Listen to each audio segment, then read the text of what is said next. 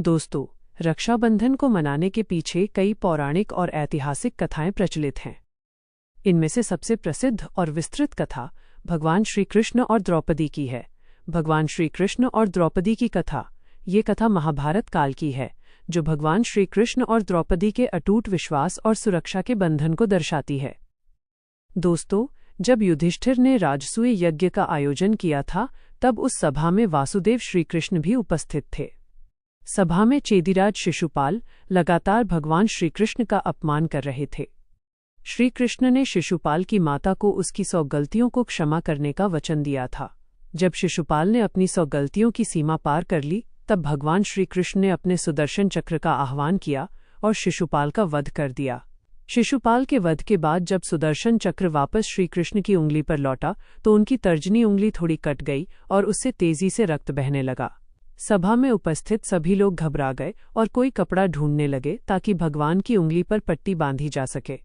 उसी सभा में पांडवों की पत्नी द्रौपदी भी उपस्थित थीं। भगवान श्री कृष्ण के हाथ से बहते हुए रक्त को देखकर द्रौपदी से रहा नहीं गया।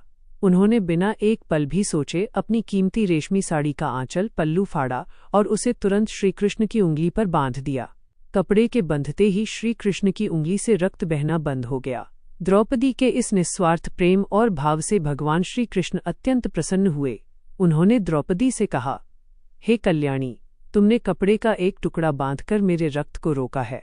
मैं तुम्हारे इस धागे के एक एक सूत का ऋण चुकाऊंगा और जीवन भर तुम्हारी रक्षा करूंगा।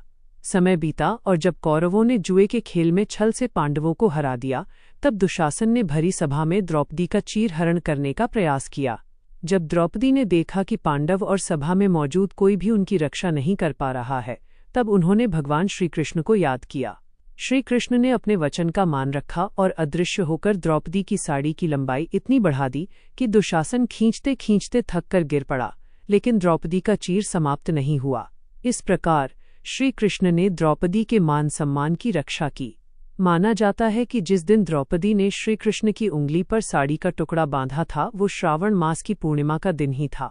द्रौपदी द्वारा बांधा गया वो कपड़ा रक्षा सूत्र, राखी का रूप बन गया और श्रीकृष्ण का उनकी रक्षा करना रक्षाबंधन के धर्म का प्रतीक बना। इसी पौराणिक घटना की याद में हर वर्ष बहनें अपने भाइयों की कलाई पर रक्षा सूत्र राखी बांधती हैं और भाई उनकी हर परिस्थिति में रक्षा करने का वचन देते हैं।